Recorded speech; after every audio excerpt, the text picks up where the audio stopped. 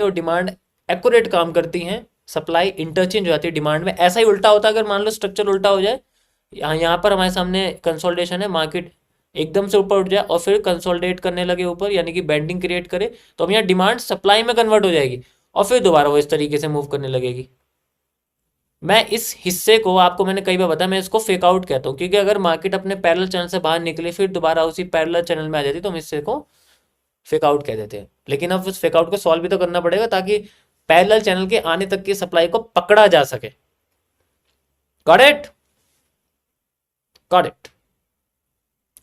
So this is the bending.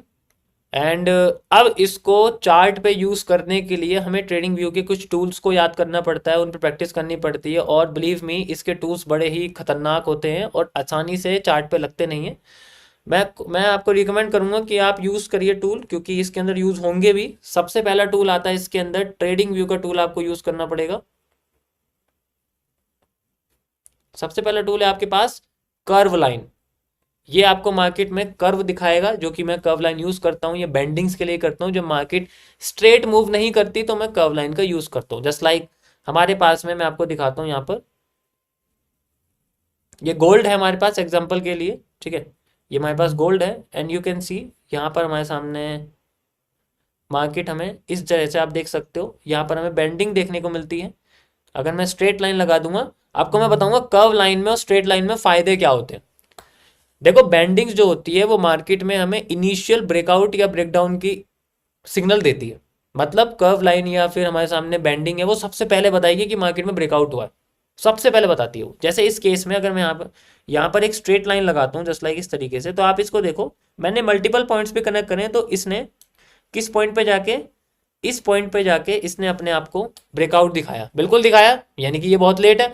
अगर सोचो, आपके मन में इमेजिन हो कि काश मुझे यहीं से पता लग जाता, काश मुझे यहीं से पता लग जाता कि मार्केट में breakout, it's possible, but with the help of curve line. और उसको लगाना इतना मुश्किल होता है, इसको हमेशा टॉप टू बॉटम लगाते हैं जब नेगेटिव बेंडिंग मेजर करनी पड़ती है, और फिर इसको बॉटम टू टॉप लगाते हैं अगर हमें पॉजिटिव बेंडिंग यूज करनी पड़ती है। और इसको मेजर करना थोड़ा मुश्किल होता है, देखो मैं इसको थोड़ा सही कर देता हूँ, लाइन एंड ब्लैक, सबको दिख रही है लाइन इस तरीके से। और इसमें भी हमें क्या करना पड़ता है, कैंडल्स के साथ कनेक्टिविटी करनी पड़ती है। जैसे कि टॉप पे गिराने वाली कैंडल कौन है, अभी देखो इसमें टॉप पे सारी बेरिश एंगल्फिंग कनेक्ट करी है, मैंने जूम करके दिखा देता हूँ आपको। ये देखो टॉप पे भी देखो, उसके बाद सेकंड पॉइंट देखो, उसके बाद थर्ड पॉइंट देखो, ये सारी की सारी पॉइंट्स आपको लॉजिकल दिखेंगे। अब इसमें और इसमें फर्क देखो, हमारे पास यहां से लेके यहां तक का जो मूव है वो पहले ही आ गया, हमें पहले ही मूव मिल गया इतना।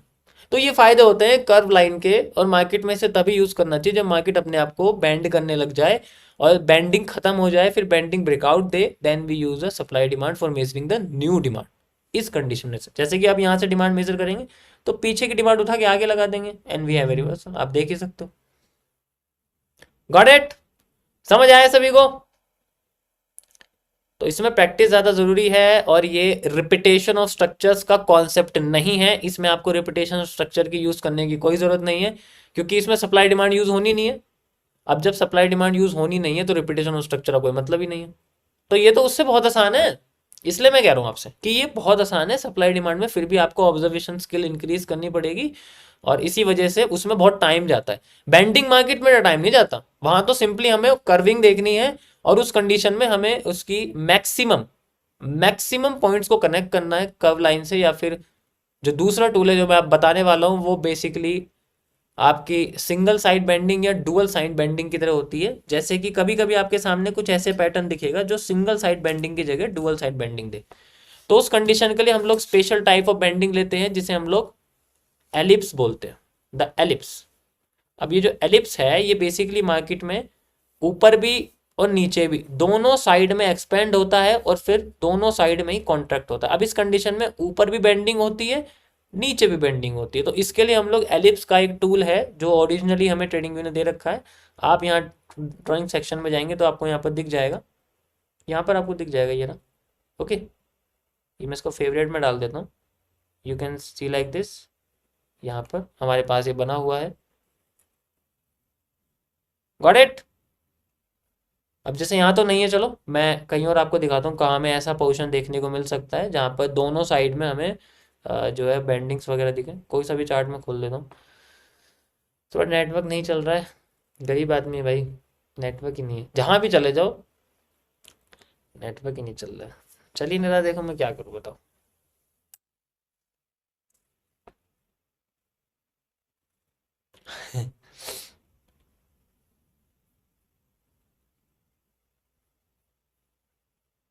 आगे आगे आगे आगे आगे आगे आगे आगे आगे आगे। ये कब की लगी हुई ट्रेड है भाई, पता नहीं कब की।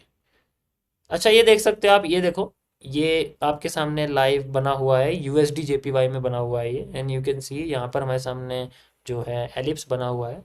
एंड ये देखो यहाँ से और यहाँ तक हम लोग इसको यूज़ कर सकते हैं, and you we can spread like this. अभी मैंने आपको 30 मिनट्स के टाइम फ्रेम पे एक बिटकॉइन का एनालिसिस दिखाया था, उसमें मैंने एलिप्स भी यूज़ करता हूँ इसमें दोनों साइड में मार्केट में। ठीक है, गॉट इट। ये था गाइज आज का टॉपिक। आई होप आप लोग